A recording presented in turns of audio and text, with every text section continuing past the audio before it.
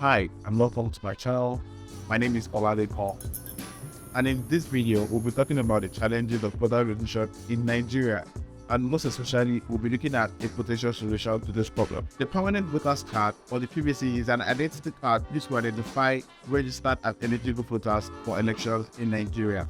However, as we all know, getting this card can be really tedious. According to a recent article by Vanguard Nigeria, over 7 million Nigerians were unable to get their permanent voters card in 2022, and this is a significant amount of people, as the population of Nigeria is just well about 200 million.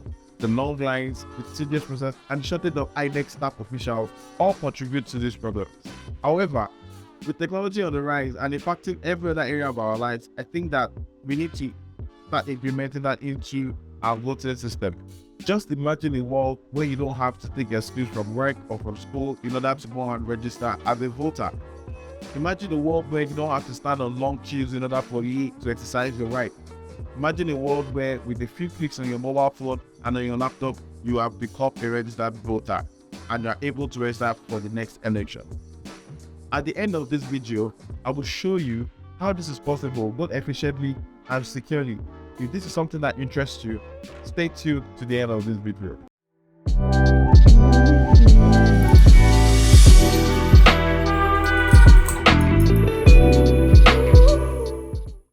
To understand the solution to voters' registration in Nigeria, we need to look at the history of voting and democracy. The emergence of democracy can be traced back to Athens in the 6th century BC. At this time, Athens was governed by a group of nobles called tyrants, but this will eventually change as there was no fairness and no good governance. And to replace these tyrants, Athens came up with what we now call democracy today, which is rule by the people. In this system, all citizens were allowed to exercise their political rights. Well, not everybody, as women were excluded from this process. Only men at the age of 20 and above were allowed to participate in the political system. And decisions were made through a process called succession, where citizens are selected by lottery to rule as politicians. This system proved to be very successful, as Athens went on to become the leading state in the ancient world. The principles of democracy established in Athens will now go on to influence the rest of the world as well. As we fast forward to the 19th century, the United States introduced the secret ballot system. This was a major step forward,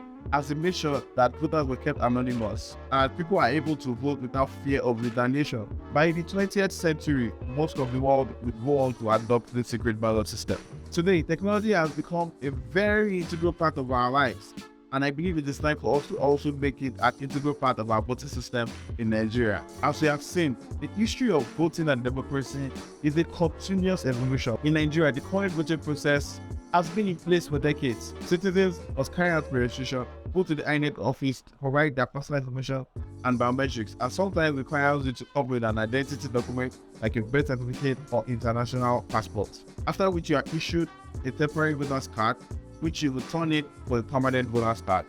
As you can see, the process is very complicated, and not just because you have to provide your information, but because of the time it takes for you to be attended by the INEC officials, due to the large amount of people who also want to carry out the same exercise at the same time. In an effort to solve this problem, INEC introduced the pre-registration portal and Vivas in order to verify the identity of voters at their polling unit on election day. While these efforts are commendable, there's still a lot of work that needs to be done. It is only a pre-registration process, which means that they're still required to appear physically at an INEC office, which doesn't really solve the problem. The most one thing, so what then is the solution? And this 3-letter words, API. Okay, I lied. 3-letter words. API stands for Application Programming Interface. What this does is allow you to send a request to an external service in order to get more information from their database, which means that with an API, INEC is able to connect to other services that already have our data and fetch whatever information they need from them. Put it like this: imagine you walk into a restaurant and you place an order. The waiter is the API because it takes a request from you and goes to the kitchen to prepare your request. And after the request is being made, it sells it back to you. What does this mean for us as voters? It means that when we come on the INEC platform to register as voters, we are sending a request to an external database that already has our data and pulls all our biometric information, including our personal information, our fingerprints, address, and every other information that INEC needs in order to carry out this process. And you must be wondering, what is this external database that we need to connect to? Well, as we all know, the National Identity Management Commission, NIMC, has been carrying out NIN registration for years now, which means that they have all our personal information and our biometrics, which are the details that INEC needs to use in order for them to carry out their duties. And then people go as far as blocking people's lives in order to push them to register for the NIN.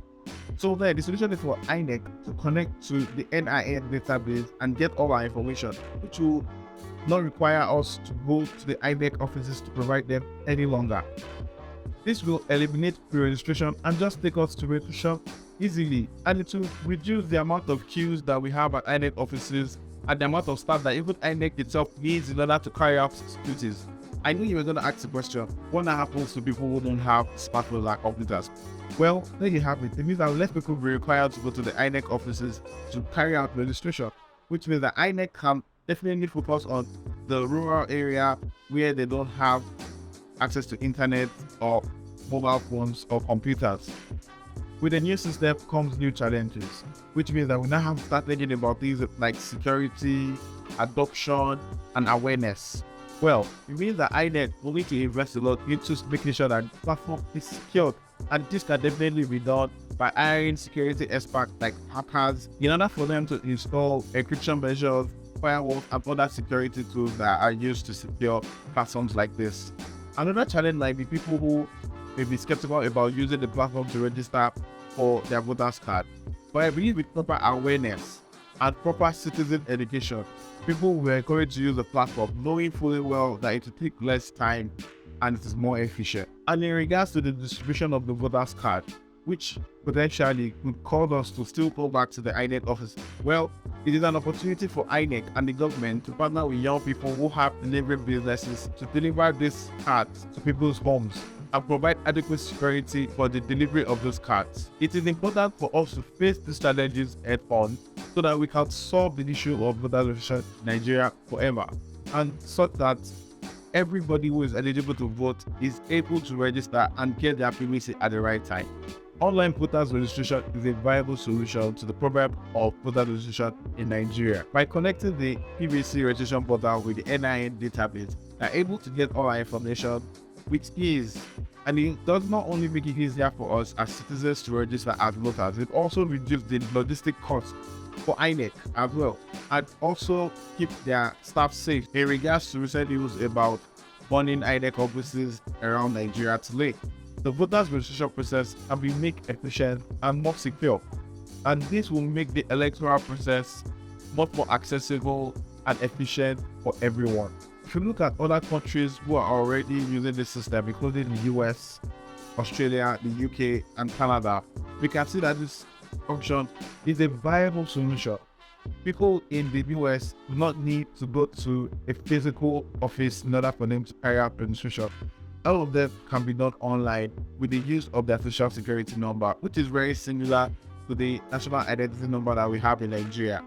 I truly believe that online voter registration is a very huge step in order to bridge the gap between people who are truly interested in carrying out the electoral process. And I truly believe that it is important we continue to research and explore new technologies that we can use in order for us to create a much more efficient and sustainable electoral system. I believe that with the right approach and commitment, eligible voters to be able to participate in the electoral process convenient. If you watched this video to the end, thank you so much for watching.